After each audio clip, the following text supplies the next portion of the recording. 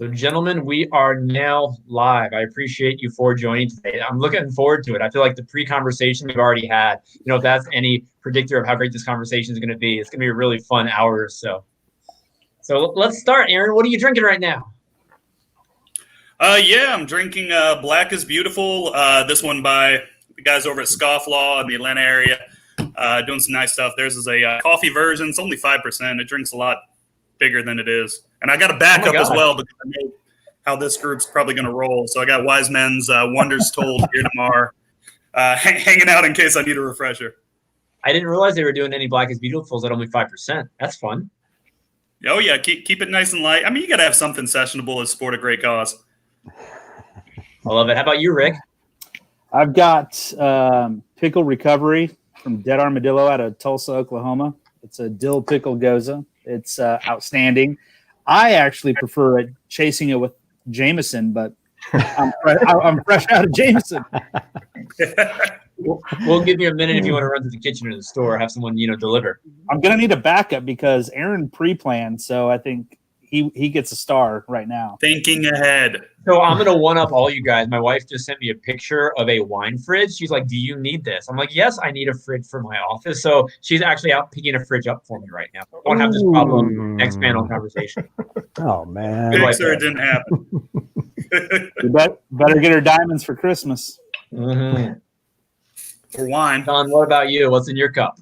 Man, it's a little Marzen from Fauna Flora, a traditional toasty autumn lager beer. It's delicious. I've got one to back up in my fridge. Always a good style this type of year.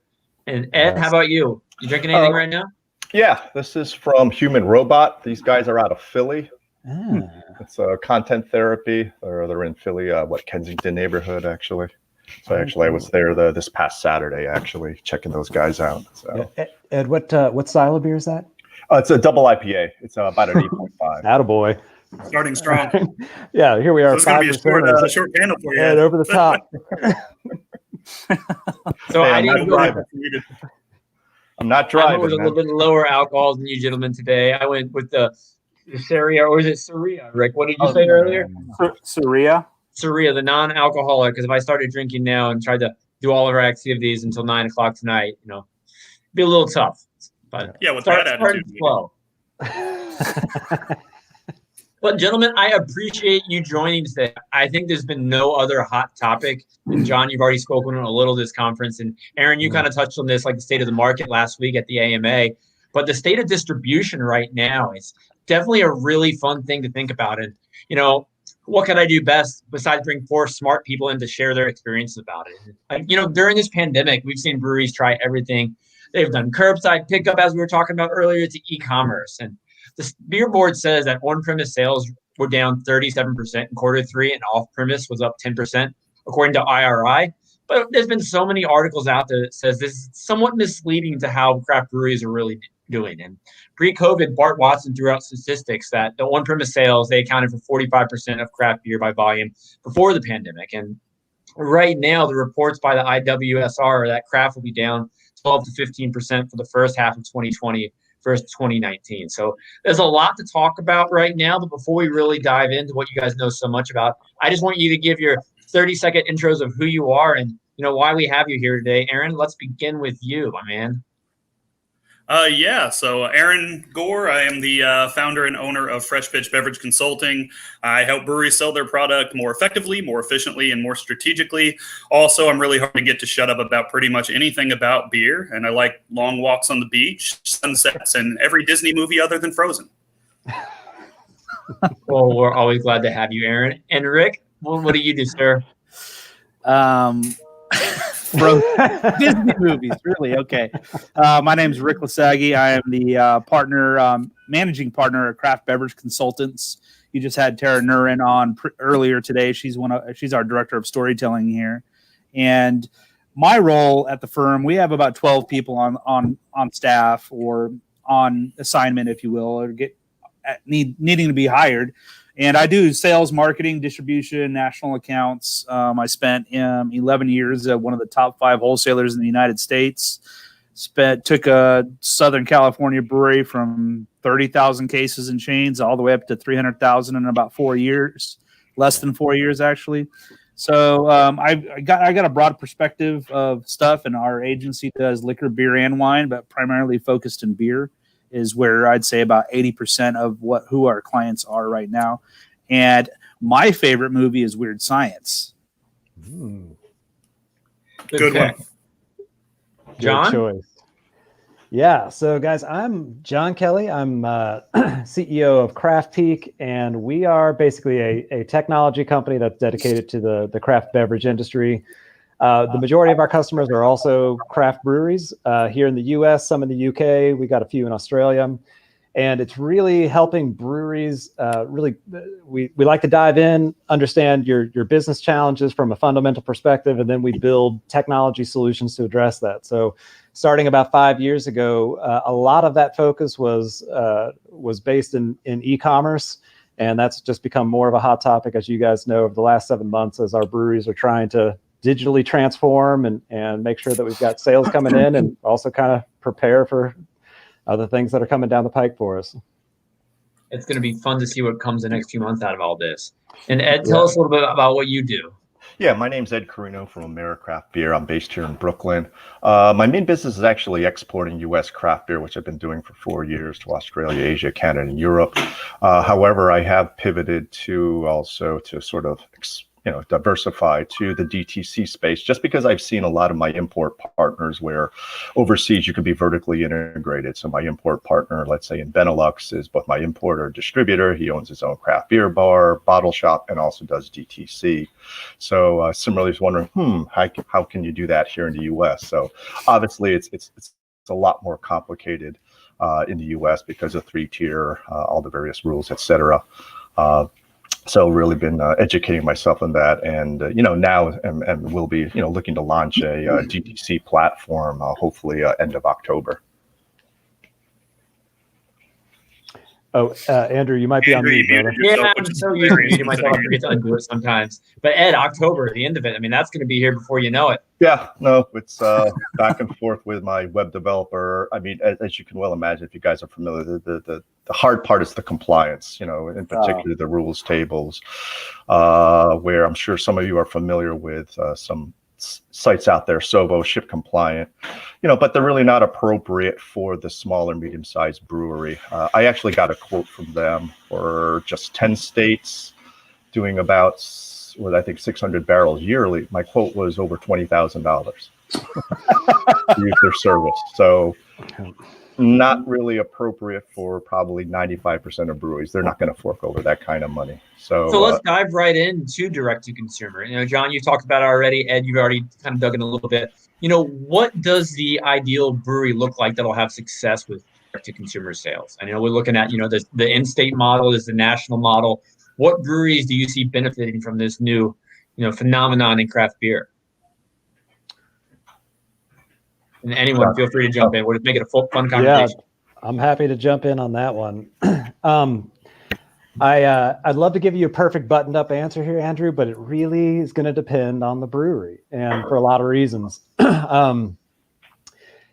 Direct to consumer is another channel for a brewery. It is a diversified channel other than a tap room. It is like any other sales channel that requires management, and it needs to kind of play with all of the things that you've got going on. So it really starts with the business strategy. Like, what are you trying to do as a brand? And are you a brand that has the kind of brand power that extends beyond your kind of geographic locale? Does it cross straight state borders?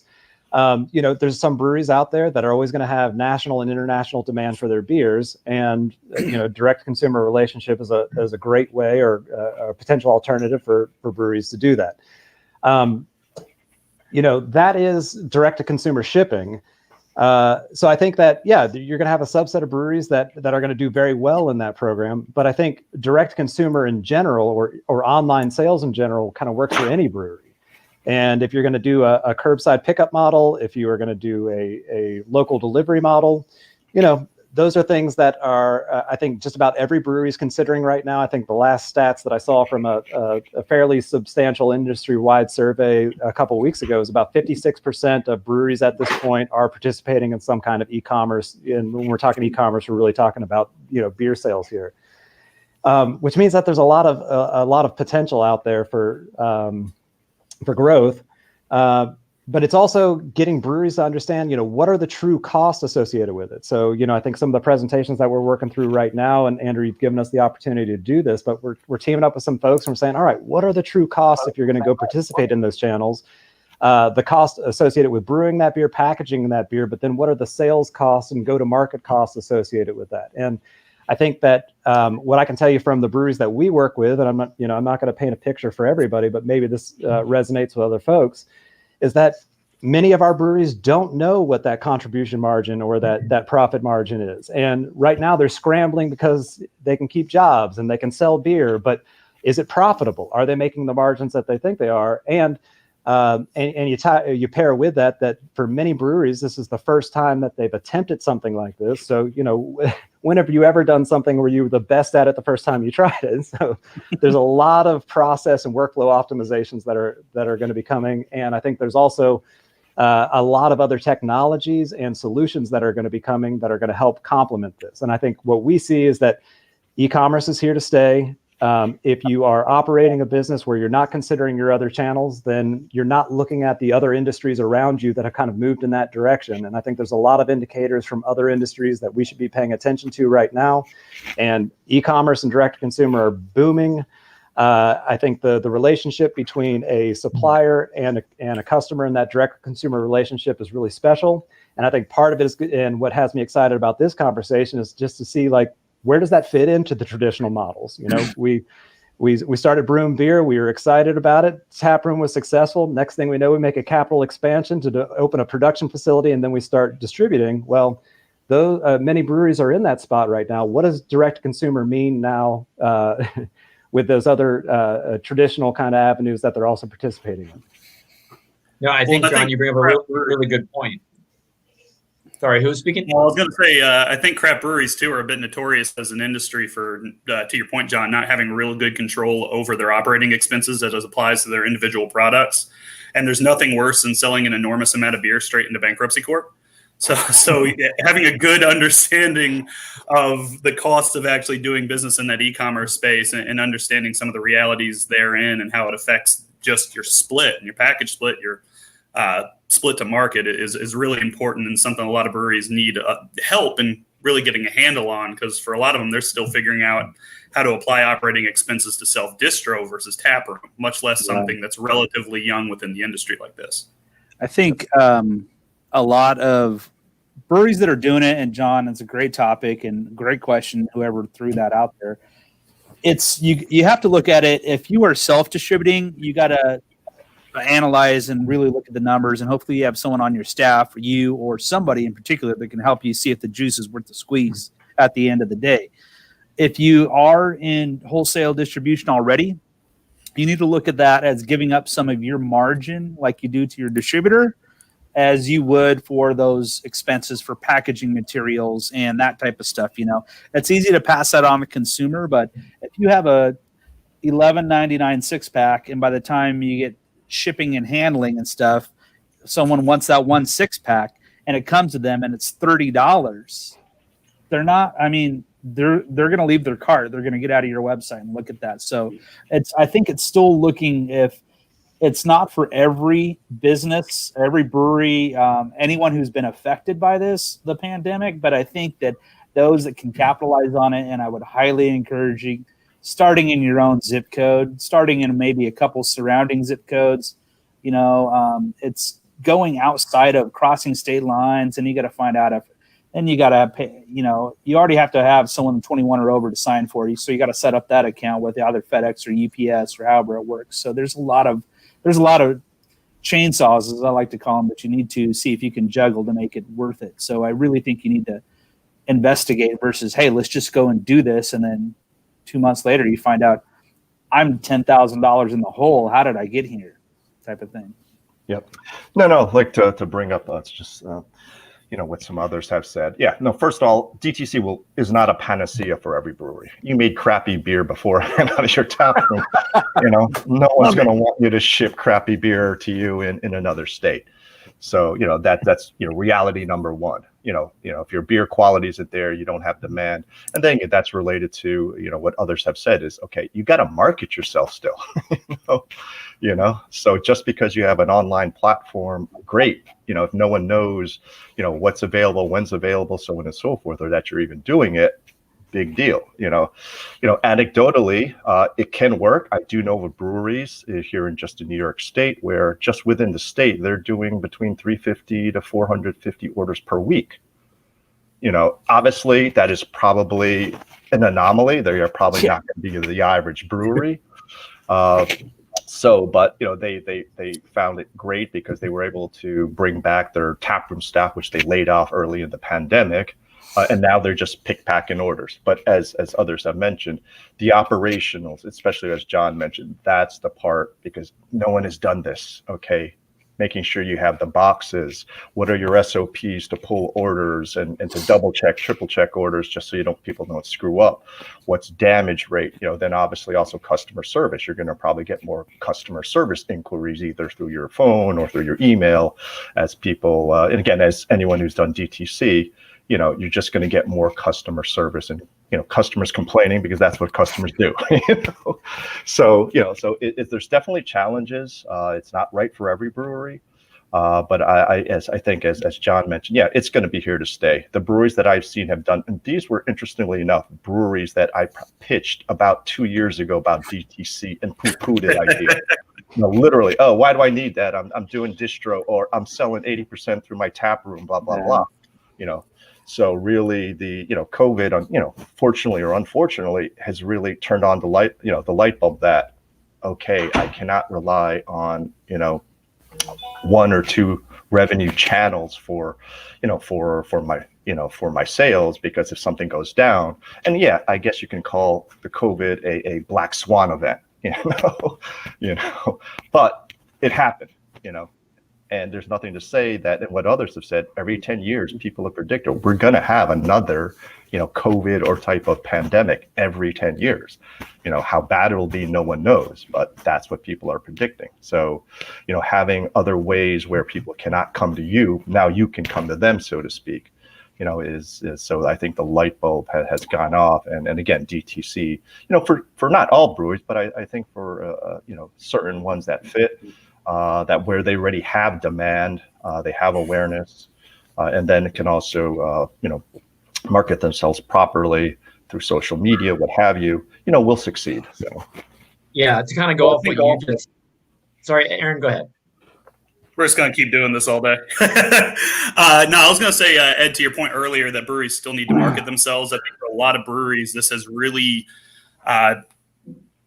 helped them realize, in a lot of cases, for the first time, just how important your brand is above and beyond everything else about your brewery. I mean, the industry has become so fragmented at this point. There's so much good liquid out there that just having good beer is not enough to sell it. And it's especially the case with DTC, because in a lot of cases, you've given up some of your ability to tell the story of your beer. You've given up your ability to actually be there holding the customer's hand. It's a lot easier for them to sift among potential options. So you have to have the kind of branding that commands the consumer's attention and really inspires them to make a purchase above and beyond just what's in the can. Because chances are good they can get something just as tasty and just as well crafted a lot closer to home. So once you start leaving your normal market, you really need to make sure that it's a brand that's going to speak to people outside of your geography and is really generating the demand for you. And I think just looking at the whole model of DTC right now, you have to run a smooth business in your tap room before you can look at expanding. John, you mentioned, start locally, start in your own zip code, because you can't expect to have success states away unless you have success in your own tap room. And you got to think about it too. While it would be a cool phenomenon for a brewery here in Virginia just suddenly have tons of sales out in California, it's not realistic. You can't get just stuck in a dream and thinking about, man, I'm going to have my beer on the West Coast tomorrow. That's not the way it works. It needs to be a little reality check here. And so kind of look into the struggles that breweries are facing when they want to go this route. What are you guys seeing with some of the challenges breweries face when whether determining whether to go the direct-to-consumer route, either shipping distances outside of their hometown or just general legal compliance issues they're dealing with? Have you guys experienced dealing with breweries in your neck of the woods? Yeah, I would say that, that's kind of this is our kind of the thing that we're focused on most, every day is helping breweries figure this out. And yeah, compliance is certainly an issue, and it's at a lot of levels. And I think part of it is that, you've got breweries out there that are being very bold right now, and they're saying, you know what, this is not set up for beer right now. COVID has shut down my tap room. If we've got people out there that want beer, we're going to get it to them. And, they're, instead of asking for permission, they're going to beg for forgiveness. They call it the cowboy mentality. But I think, the most important thing is that I think as a brewery, you have to go back, take a step back. Let's not try to panic here. There's a lot of fear, uncertainty, and doubt with everything that's going on here, but let's not panic. Let's go back and look at what are we trying to do as a business? What are the business and brand goals associated with it? And the sales strategies fall out of that. But you have to look at where is your audience of influence? Where is the right demographic profile for our breweries? And I think starting small is always where we start. Is let's develop a good beachhead and an understanding of the workflows and the standard operating procedures that kind of go into this, and then let's expand from there. It'll be interesting to see what happens to some of these breweries that have kind of gone out there and tried a different approach. They may continue to do extremely well. There may be a crackdown at some point where, it's going to cause us to kind of rethink, or who knows, it may push legislation forward quicker than what we're expecting with some of these direct to consumer things. I think that this direct to consumer potential model, and not to crap on anyone's idea or philosophy of it, it can be a really big wormhole that a brewery can spend a lot of money in trying to do and invest in and think that that's going to be, because if they're not selling beer in their own backyard and people aren't still coming, and even though COVID and curbside pickup, whatever, if they're not doing that and you're just trying to focus on shipping it out of your state, you know what? That's a bad business model. You need to really look at your business and then investigate the four walls of what you have going on and see if what are you doing wrong that people in your home market's not going to pick it up. And I think with the last thing I'll note about the whole direct to consumer, the biggest thing, to get people to come back and visit once, if COVID is over, when it's over, is it November 4th or whenever, what is it, summer of 2021? I don't know when that is, or what people are experiencing. Bars open up.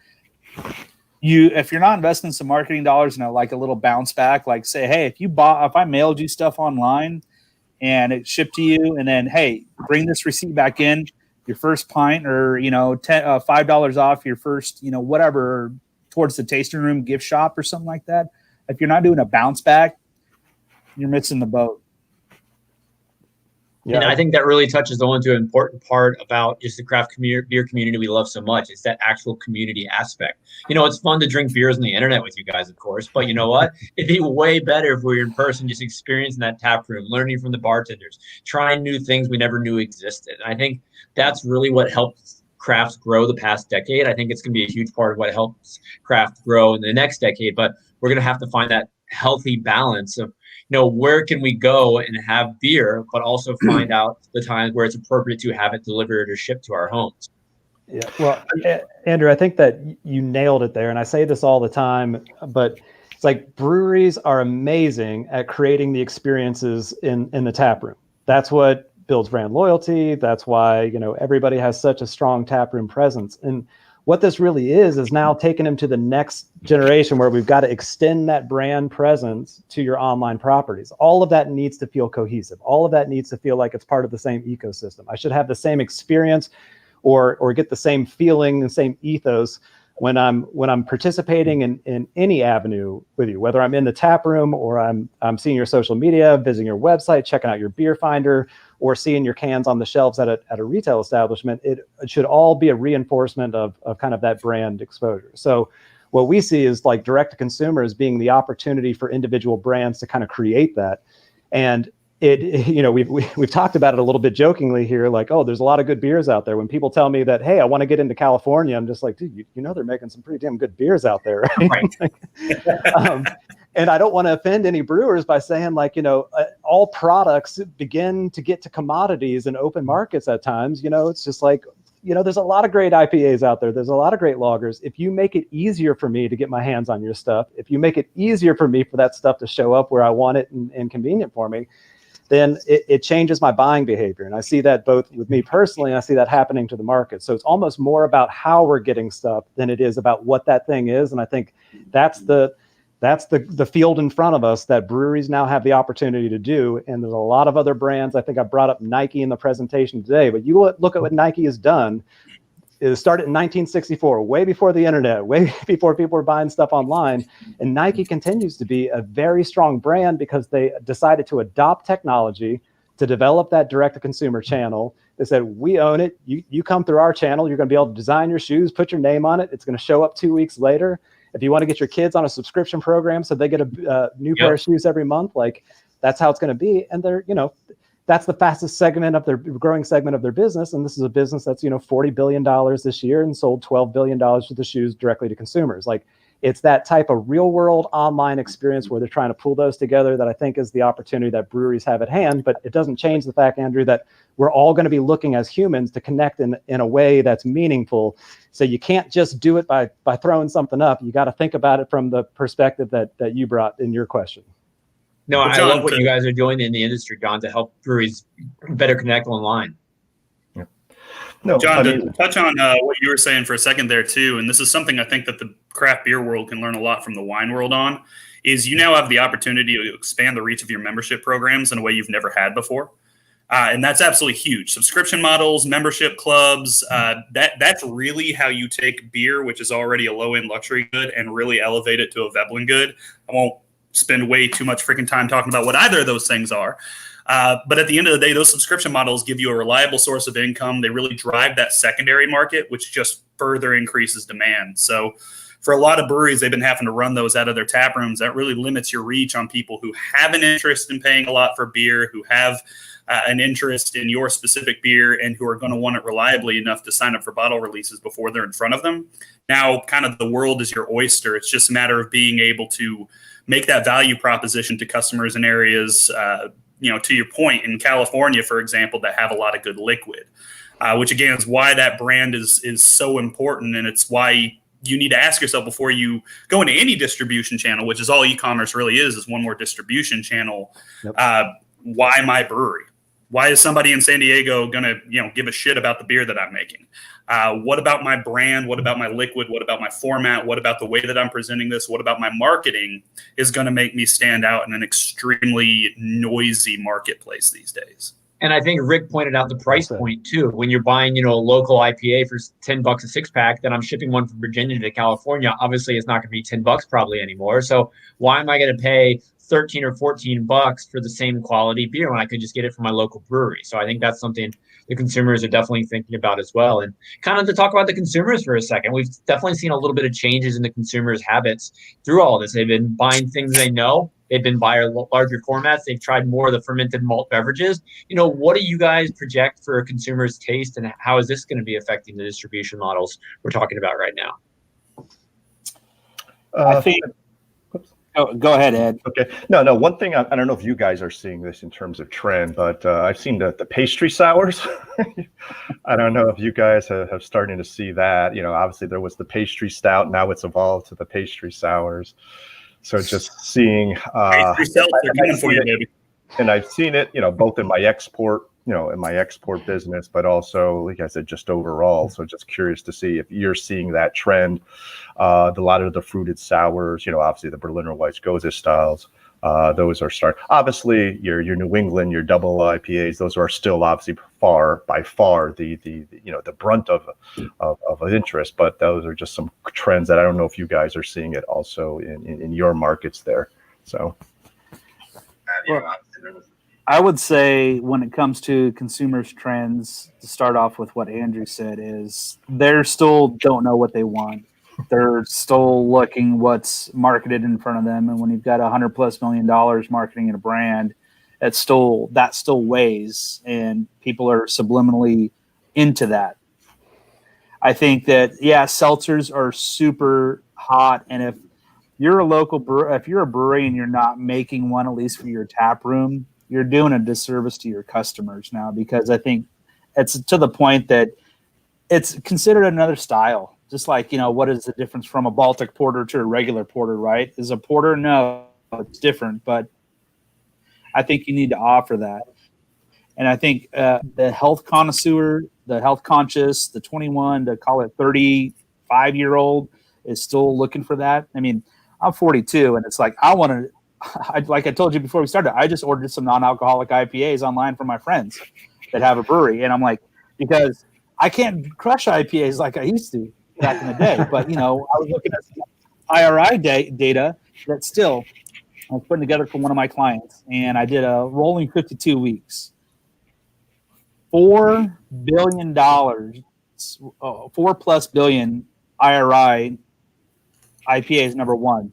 The next was a fourth of the size of it in dollar sales on a rolling 52 weeks. And that was seasonals. It's like, it's how, I mean, the still IPAs are still rule the world, I think, of beer. And seasonals are in decline. Exactly. And seasonals are in decline, just to drive that point home. The number two is in decline. IPAs are still climbing.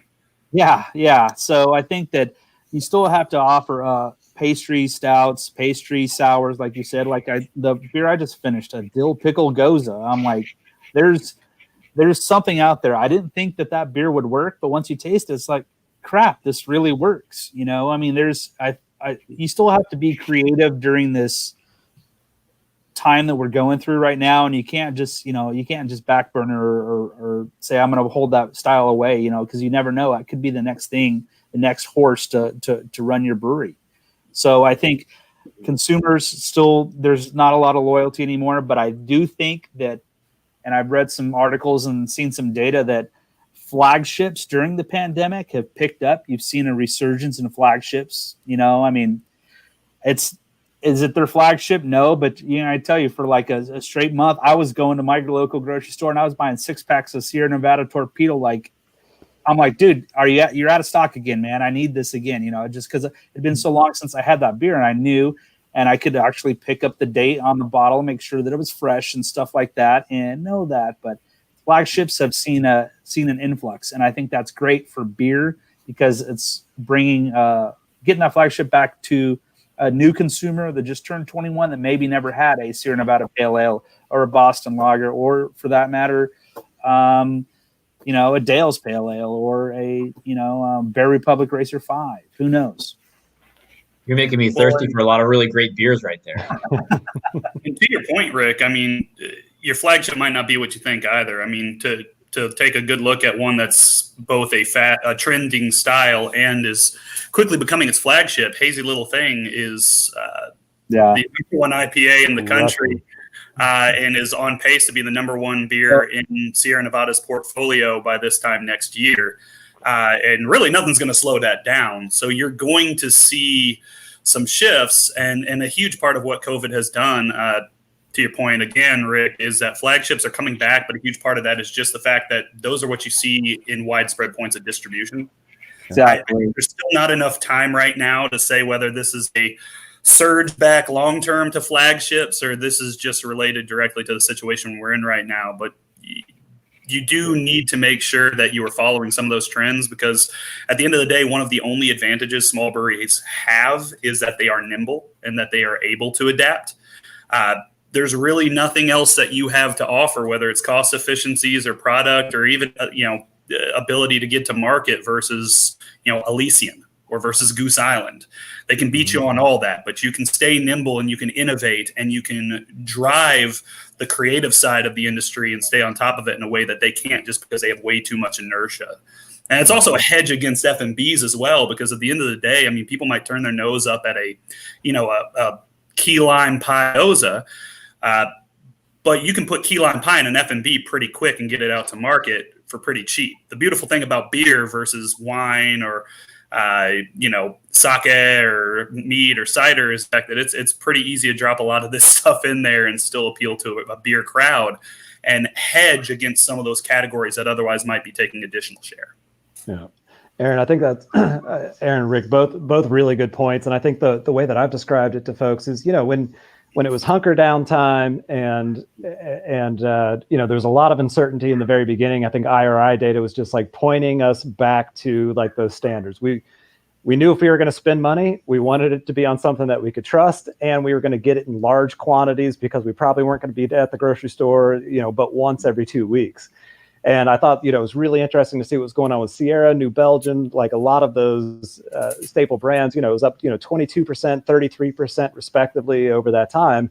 And then what we've seen now with the latest IRI reports that have come out a couple of weeks ago is that it looks like those are kind of back down. Everything's normalizing a little bit. And I think people are starting to maybe get a little bit more adventurous again. And I'll say it, like, I think what you guys are talking about on the innovation side from a brewing and style perspective is also what is really important for breweries to be thinking about on the business side of things. Like, now's the time to innovate. Now's the time to disrupt.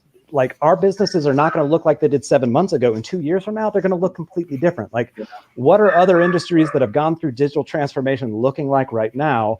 And what cues can we take from those or borrow from those? We're not doing anything new here. We're borrowing from everybody else. What are the things that we can borrow from other industries to kind of help us on our path?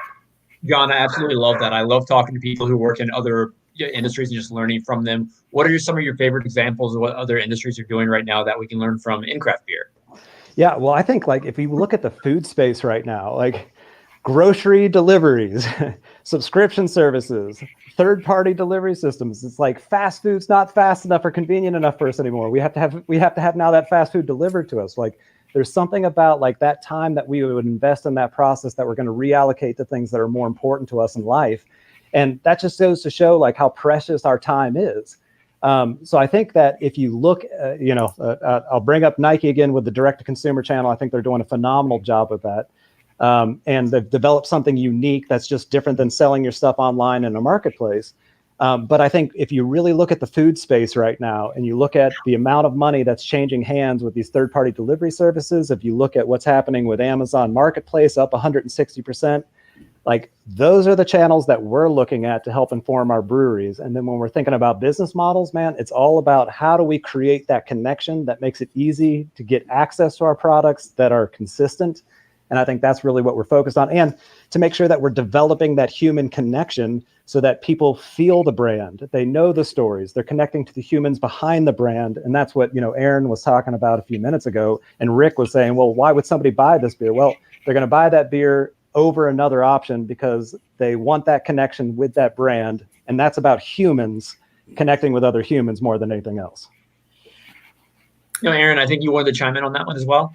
Yeah, one of my favorite examples, because I think everything John said, especially channel-wise, is 100% right. I mean, there's a lot to be learned from other beverage categories as well for other, direct-to-consumer channels about how best to get things to consumers in a way that aligns with their values. But one of my absolute favorite examples of how to watch other products for insight into beer from a crystal ball standpoint is actually the non-alcoholic beverage industry. It blows my mind how many people follow and commentate and analyze the beverage alcohol industry, and they don't pay attention to NA at all. And I'm not talking about, NA beer. I'm talking about the fact that the rise of hard seltzer was an absolute non-surprise to literally anybody who's been paying attention to the last 10 years of the NA sector.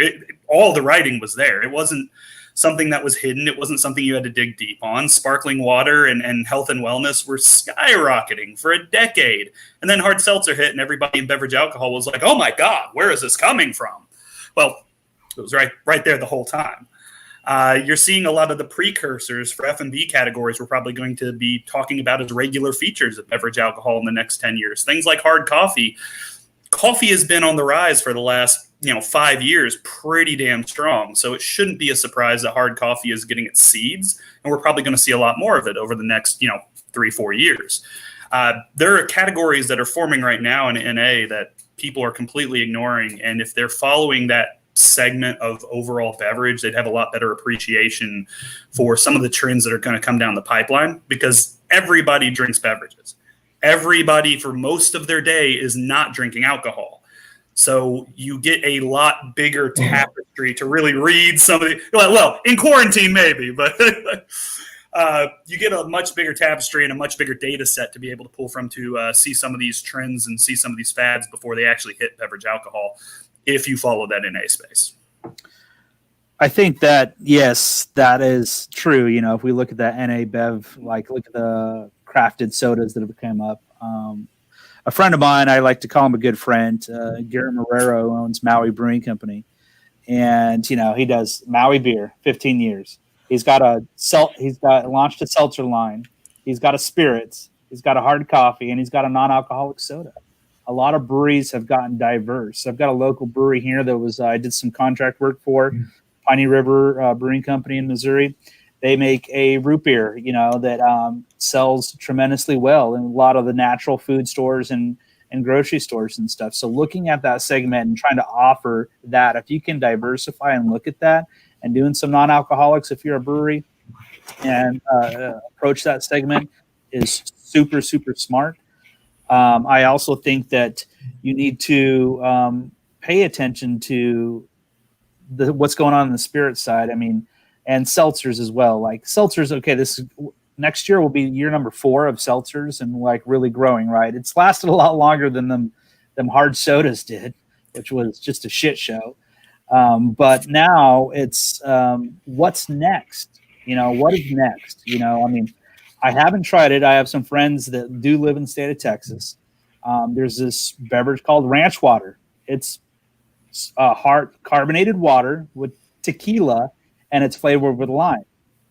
I've got one of my clients, Epic Brewing Company. They just launched a brand new brand called Paca, a hard seltzer brand, but they're looking at the innovation beyond seltzer. What is the next? And they launched a brand called Hard Coconut Water. It's non-carbonated, 5% alcohol, 99 calories, coconut flavored water with a little bit of salt to balance it out. It makes sense. So what's next? You know, what is next? And I think this Ranch Water, and I think both Epic doing what they're doing is above the curve. They launched in Utah, where the laws just changed, where 5% and can be sold at grocery and chain and stuff. There's no more 3-2. Extremely well. The trends, the data that I'm seeing, and the depletions are phenomenal. Colorado, sets just started last week with Kroger and King Soopers, and they got their hard seltzer in there, and then they're really pushing for the 2021 with the hard coconut water, and they're launching this in California as well, starting the end of this month. So I think there's space and being creative, and again, it's what's next. And I think if craft breweries and just craft beverages in general, if we try to think that, you know, we're going to ride this wave of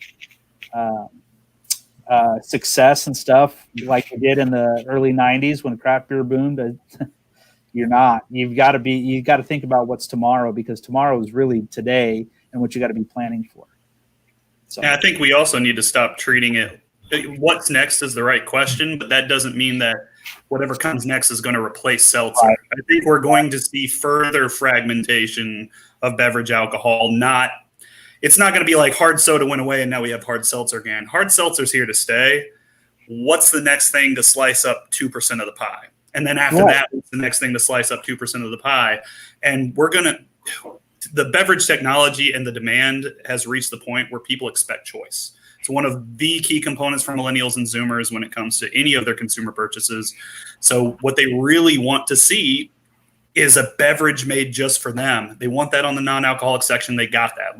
Go to your average Whole Foods. They have 8 trillion beverages. They have more Italian soda than places used to have soda when I was growing up. So we're going to see a lot more of these additional little slivers come out of beverage alcohol, and we need to be okay with the fact that brewing equipment's really freaking versatile. So you have to be prepared to pivot as necessary. And Aaron, in our conversation last night that included people celebrating 25 years in craft beer, Dave Thibodeau of Scott Brewing, you know, I asked him if they were doing a seltzer yet. And he's like, you know what? It's not my favorite thing, but he reached behind him, he pulled back a can, and he asked about seltzer. And what his explanation was is kind of like what you gentlemen just said. You know, each generation wants their own beverage. You know, every few years when we have new drinkers, they want something they can call their own, just like music styles or whatnot. You know, people are always going to want something that is theirs. And I think we're definitely going to keep seeing the innovation happening. And that's okay. That's okay. We need to lose our egos about it. It's all right. Part of it, right? Yeah. One thing I'd like to add is just internationally. I'm just curious of these trends since obviously, like as I mentioned before, I do exports. I've actually been pitching an NA beer and hard seltzer for over 2 years. So I don't know if you're aware, but both BrewDog and White Claw, they just launched, I think it was in June in the UK, with a smaller release into some European countries. So right now, it's still, the data's still not there, and obviously launching during COVID. Obviously, is going to screw things up. But like I said, I've been curious, will those beverage trends? Well, first off, NA beer has been more popular in Europe than in the US. I mean, countries like Germany, I mean, it's 15% market share.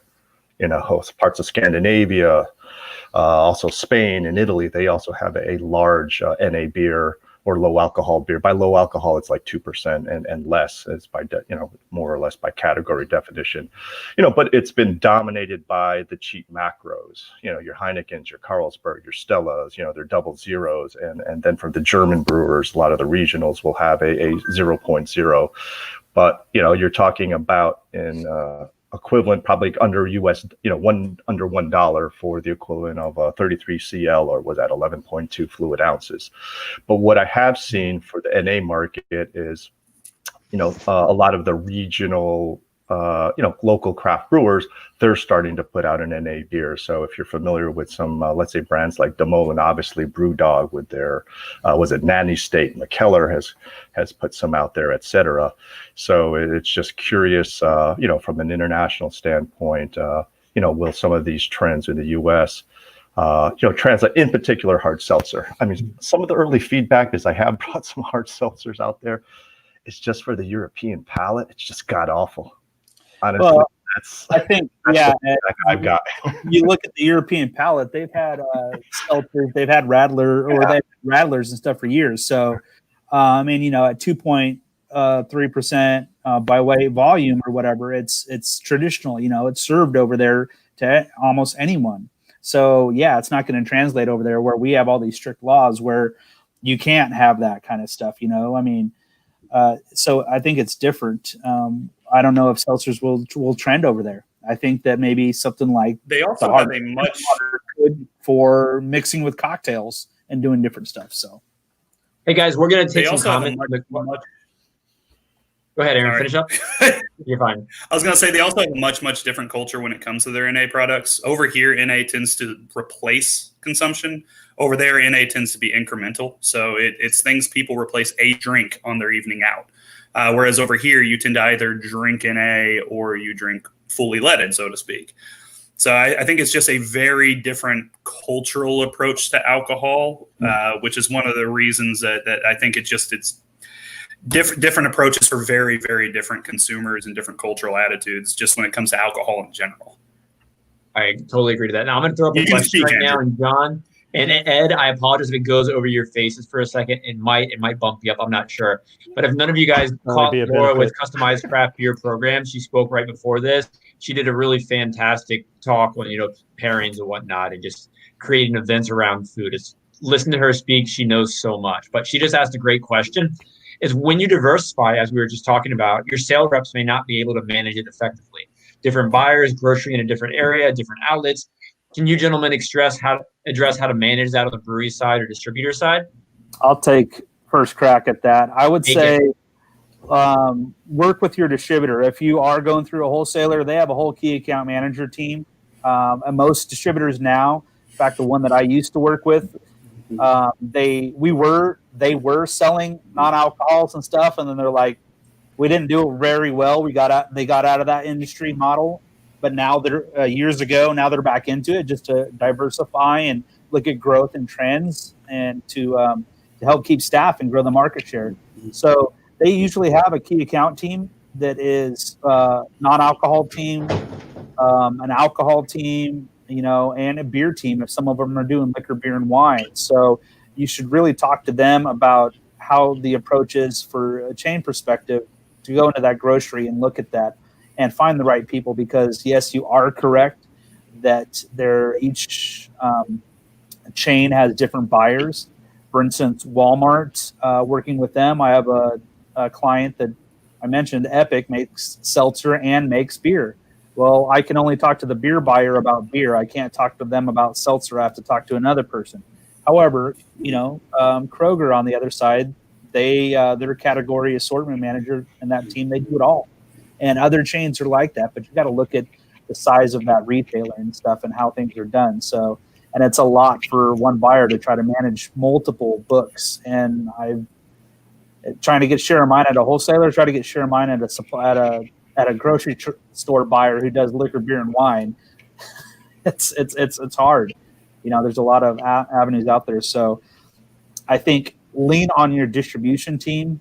If you have that. If you don't, then you really want to think about what you want to be known for. And even if you diversify and you think it's going to be hot, pump it out to all the independent and local places and retailers you can. And sooner or later, a chain person or a grocery store is going to come knocking on your door and say, hey, I've heard about this brand. I'd like to carry it. And it might be late, but you may not have the resources to do it all at once when you launch that brand or product. That's really great insight, Rick. Does anyone else want to touch on this one? Yeah, so it's also important to keep in mind as well when you start diversifying, if you are a small supplier or a custom.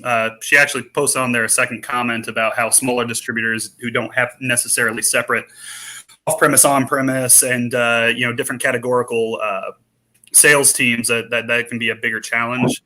Think about what kind of accounts you're going to get into. A lot of these heavily these smaller segments of beverage alcohol, or in this case, NA, they tend to be a lot more oligopolistic than pluralistic like craft beer is. So you have to think about the fact that you're probably never going to be able to be the dominant player in any particular market. So rather than trying to get your product on every single Whole Foods shelf, for example, it might make more sense to try and make yourself the NA option for a lot of the accounts you are already excelling in. Because a lot of them are interested. A lot of them do have space for limited NA, the same way that they opened up space for limited cider, and now a lot of them have opened up space for limited seltzer. So focus on the accounts that you're already excelling at, the accounts that your sales team was already doing well at, and open this up as an additional way that you're able to provide a service and able to provide a product and take up share of their mind and share of their shelf and share of their product split, rather than necessarily trying to play in a realm where you just don't have the resources or the capacity to really participate in a meaningful fashion. No, that's great, Aaron. One thing to pivot off of what Aaron just said is be the expert.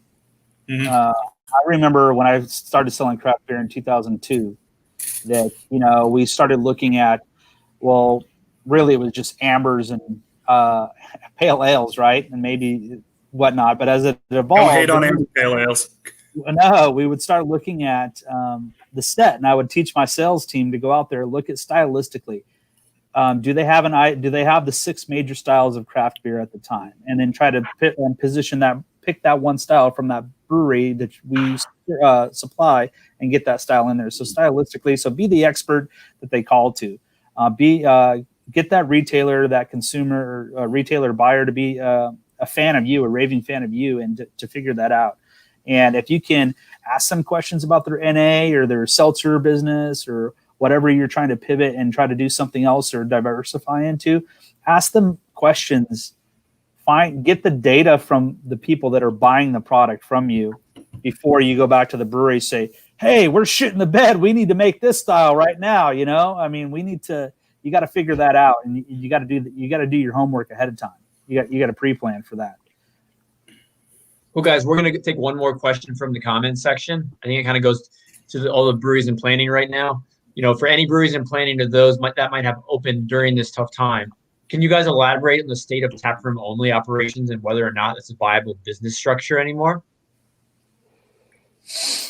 Yeah, I think it's I think you need to kind of proceed with caution here. If you're looking to develop an entire business around a tap room, then you're going to be subject to some of the effects that we all went through this year. So I think if you were doing it just focused on a tap room, then we're not really learning from the experiences related to COVID-19 and shutting tap rooms down. I would say that I think the majority of breweries are going to remain very tap room focused, but I think you need to figure out other avenues in order to get your beer to your customers if tap rooms are closed. So I don't think there's an issue with it being a very tap room centric model, but I think that you need to be aware that a little diversification in sales channels is probably appropriate for the business. And if you're thinking about it just in terms of a tap room and not additional sales channels, then I would have some concern. I think real quick, Andrew, I'll follow up on him. And there's a question that I want to answer quickly. So John, yes, I think if you're going to do a small little tap room, you've got to create an experience. Why is that consumer going to come there and spend time there? Are they going to come for one beer or 3 beers? So they've got to have something there. So a tap room model can be successful if you have a destination experience and something that can go on there that you can enjoy with family and friends and a community. There's got to be something involved to get people to stay there if you just want to do a tap room model. The other question that I saw was, for those about thinking about transition from self-distribution, partnering with the wholesaler, what are some of the business elements that need to be addressed? Finance, production, capacity, sales, marketing, etc. I don't think there's enough time in here to go break all that down. That's a whole nother panel. I thought the same thing when I was. That's a great question. Great question. I would encourage whoever sent this over to, I think Andrew has all of our contact information on here. Sure, if you email all 4 of us together or individually, we would be happy to answer that for you and give you some insight. The biggest thing is if you're thinking about transitioning from self-distribution and you've got distributors, are distributors knocking on your door? Or are you going to try to go solicit because you've hit your ceiling from self-distribution? You don't have the means necessary to continue to do it, so you're going to go ask for wholesalers.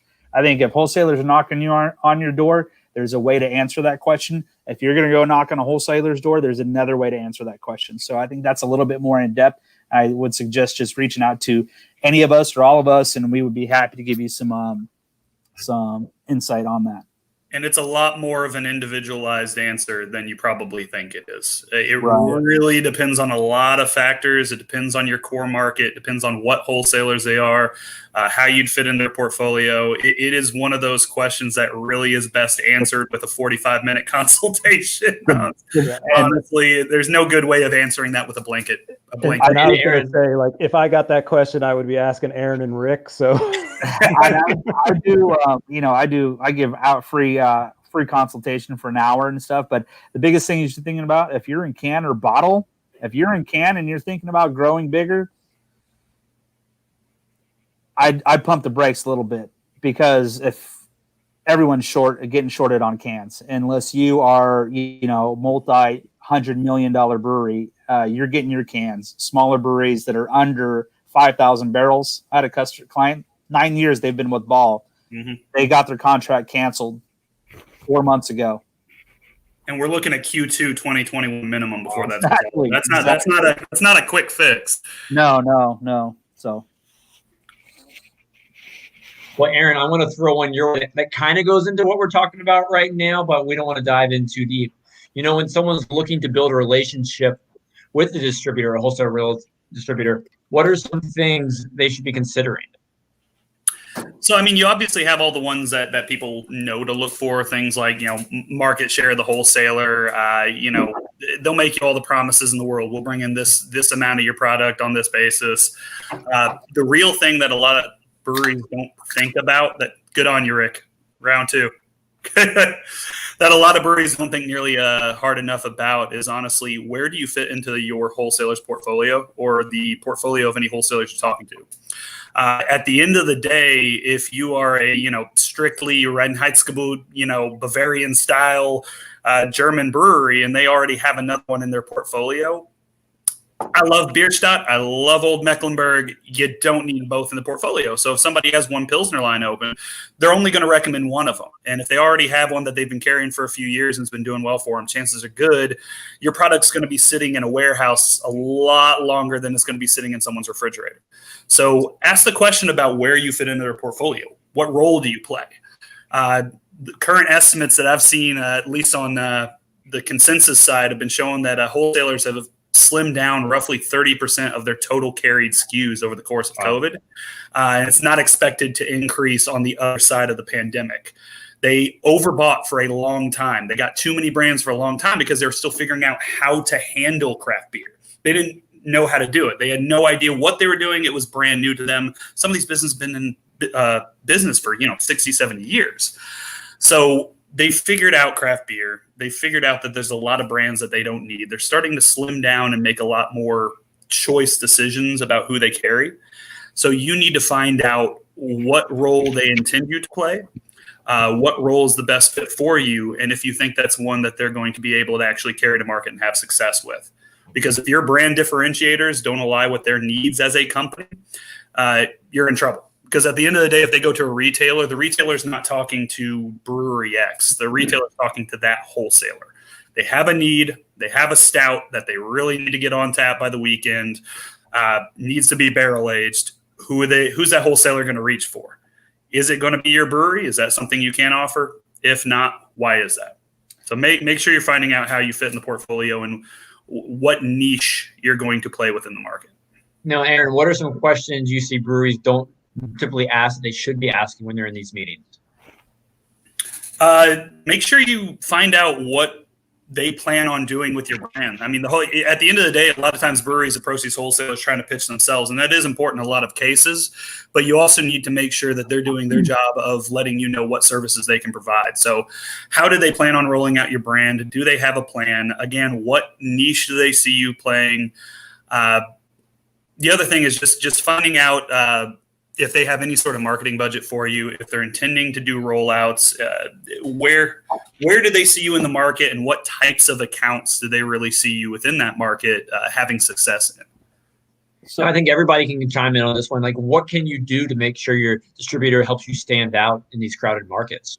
I think the biggest thing is having that funnel of communication, right? You need to find out who the stakeholders are at your, normally you're a brewery, you get assigned a brand manager. Okay. Your brand manager. Who's your brand manager supervisor? Who's the purchasing? Who's sending over the orders? Who's receiving? Who's the receiving manager? You got to know the stakeholders who are touching your product when it comes in. And a note about brand managers, their job isn't necessarily to help your brand. It's to keep the upper management from having to hear from you. So know how to get around that. They're a buffer. Yeah. They're the doorman, right? You're trying to get into the bar and they're the doorman. So you think about that. I think, you've got to have that communication. You've got to have that sense of you can be candid with each other, and at the end of the day, it's business, but it's your livelihood and their livelihood. And if you have to have a stern or candid conversation to get your point across, it's okay. Don't be intimidated by walking into a 400,000 square foot distributor and thinking that you're a little fish on a big effing hook. Go in there and, be confident in their brand because they came to you and wanted to carry your brand. So have that boldness and tenacity to go in there and do that. If you don't know how to do that, that's why I'm here. That's where there's lots of people here. That's why I got out. I mean, I used to see these suppliers coming into me and they would be scared shitless. And I'm like, dude, I got a good friend of mine, GFBD. It's just effing beer, dude. It's simple. We're not curing cancer. We're not sending people to the moon, but just, have that communication and have that relationship and building that, because you're selling your beer to them, who are then end result selling it to the retailer, who's hoping pitching it to the chains and doing all that stuff. So they're a consumer, if you will. So think about it as they're on the opposite side of the bar from you, and you've got to have the communication, and it's key. And don't be afraid to ask them what you can do to help your brand in the market either. I see so many breweries that just make their peace with the fact that their beer's not selling, and they never just go to the wholesaler because they have 40 brands in their book. Go to them, say, what can we do? What are you seeing work? What are you seeing have effectiveness out to market? What can our brand do that is going to help us actually move product? Because at the end of the day, it's in their best interest to move as much beer as possible. It's not necessarily in their interest to move as much of your beer as possible. But if you're able to work with them and you're able to ask them how to do some of that for them and how to offload some of that effort on their behalf and move additional product, they're happy to tell you. So take that. Yeah. Follow-up meetings, quarterly meetings, annual business quarterly, not annually. Right. If you can get quarterly with that type of a wholesaler, depending on where you rank and file in their deck, great. But right now it's ABP season, and I was working on a deck for one of my clients. We have November 11th today, and it's ABP, and we're package innovation. We're looking about a new beer. I'm like getting sales data, and okay, here's where our the volume is across our 6 beers, right? And I group seasonals, I group limited release, one-offs all in one, and everything. And you gotta understand the data and see what it's telling you, because it's telling you something. Because they have a whole team of analysts there at that wholesaler. If it's a big, let's call it Miller Coors, Anheuser-Busch, one of those big, they got the analytics to know where you rank and file. So you've got to understand what that means, and you got to be able to decipher. Aaron, I wanted to go back to something you and Rick both. Oh, actually, let's go to this. Actually, got a question from the comments. Can you explain the importance of an ABP meeting? Oh, enormous.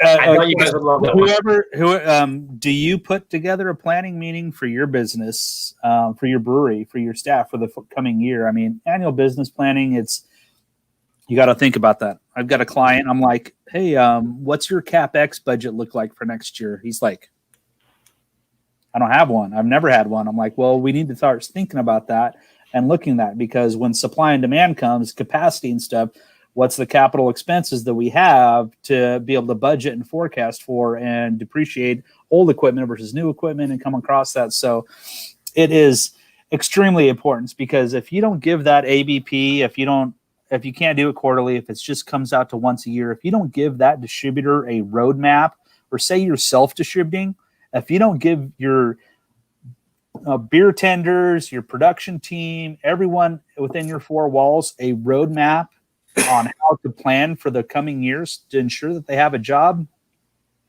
it's a disservice. I don't think that, and I'm not trying to be harsh, but the reality is, I mean, we've been pummeled with a lot of different stuff this year. And if you're not planning your business and, at least 3 months in advance that you can put together an ABP meeting, it's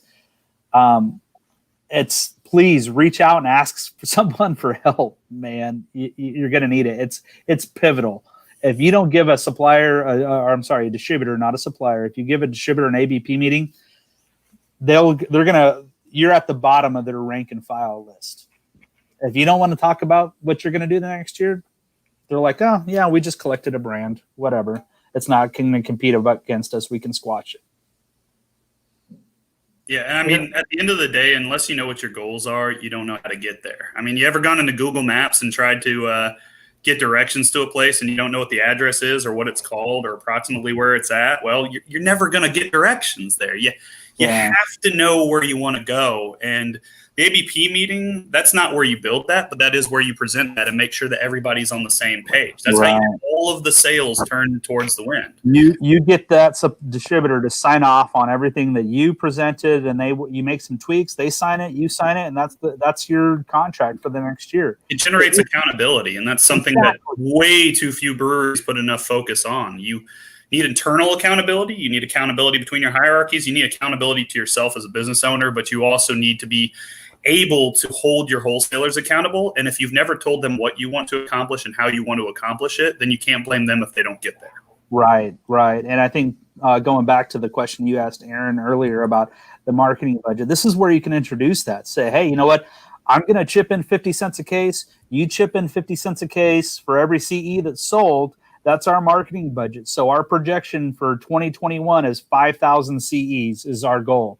So basically we have $5,000, 50 cents each, $1, to be able to go market towards that. That's tap handles, that's samplings, samples. That's maybe running an incentive to go out and gain some draft distribution or some package placements or displays. That's the time that you help grow your brand and you come into that planning, and that's what an ABP is for. Yeah, I think everything you're saying, Rick, just speaks to the importance of business skills in the current state of craft beer. Not saying it wasn't important before now, but it's a necessity in every aspect of the industry. And it's hard, this business, I've been in it for almost 20 years now, and it's sometimes you just started a brewery and people don't know. They're just good at doing this. And that's the thing. Reach out and consult. There's Aaron's on here. I'm on here. John, Ed, we all do our different things in the industry. And so does Andrew. We're all consultants and stuff. I may not be the best person for you, and neither may Aaron, but who knows? Ask for somebody. If you don't know, it's the whole, what was that TV show back in the early 2000s or late 90s? Who Wants to Be a Millionaire? You phone a friend, you get a consult. I'm sure, like I said, I do an hour, and usually it's about 40 minutes and 20 minutes of questions and giving back and stuff. But we're all going to do that to be able to help you guys. That's why I do this. That's why I don't work for a specific brewery anymore, because I want to help people grow their brand and and tell their story.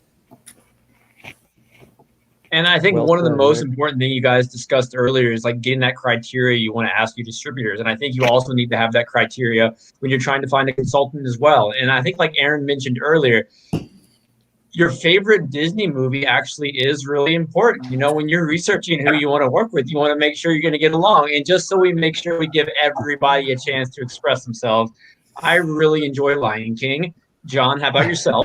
Man, I'm going to have to go with Aladdin, I think. It's a very quality pick. The new or the old one?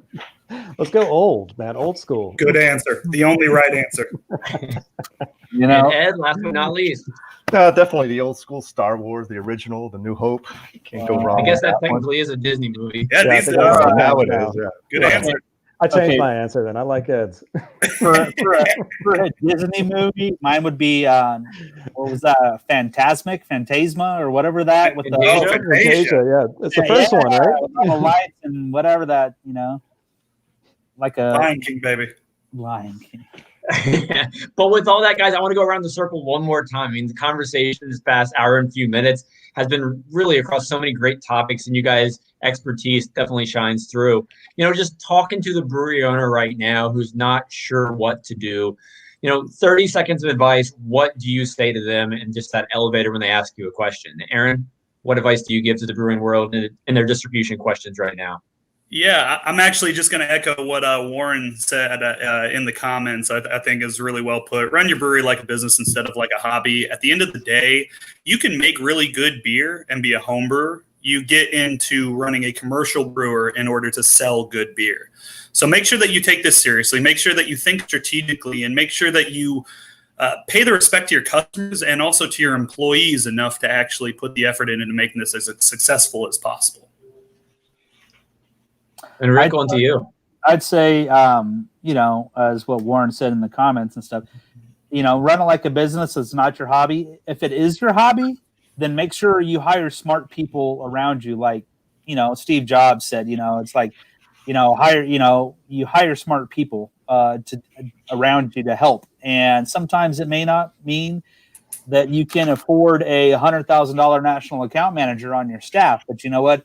If you can get about 10 hours of consulting a month from someone that can help you, guide you towards that, then do that. Reach out. I think the industry now, I've seen more.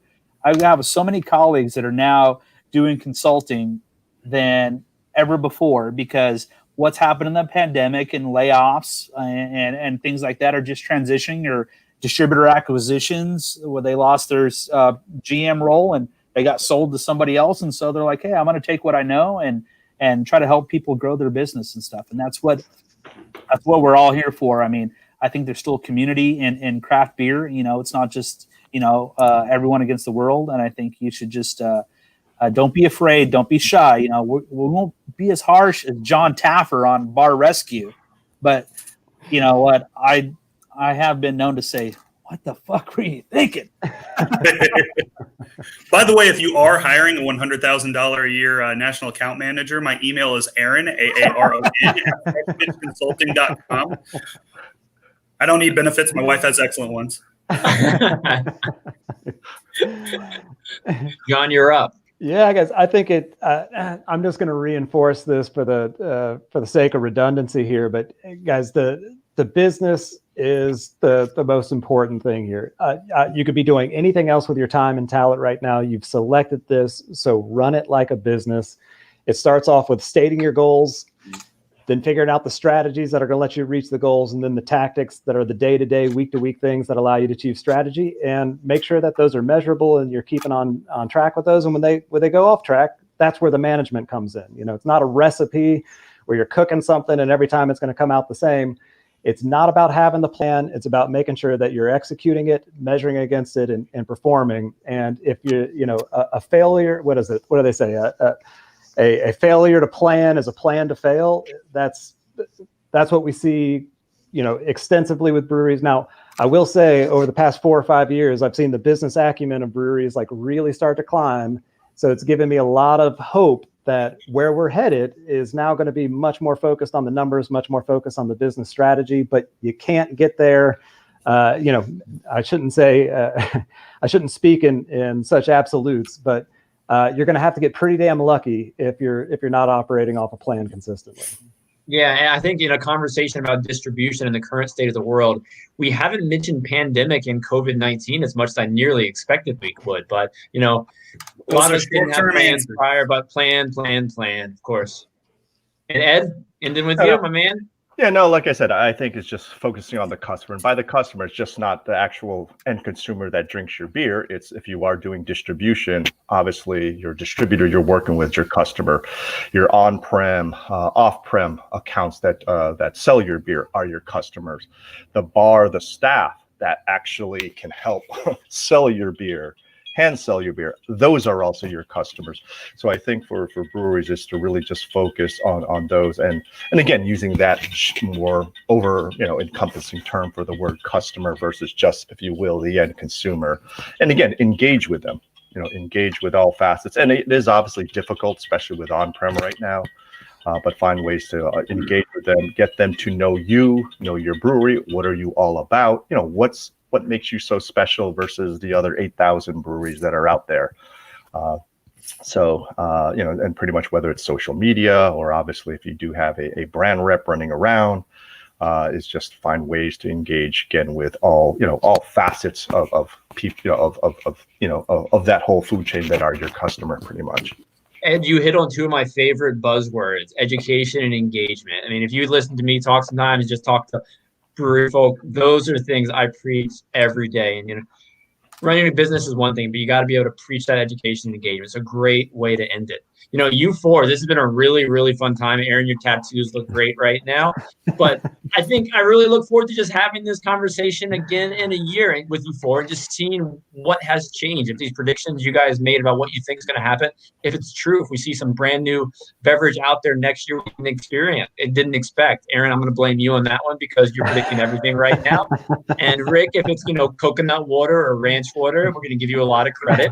John, I'm expecting big things this year. And Ed, you're in so many different segments right now. I just love picking your brain. So I really appreciate you guys being part of this virtual conference, and let's do it again in 365 days. So everybody, thanks for tuning in. Yeah. Cheers, everyone. Thanks, Andrew. Aaron, Rick, Ed, appreciate you guys. Thanks so much, guys. John, take care, guys. Have a good one. See ya. See ya.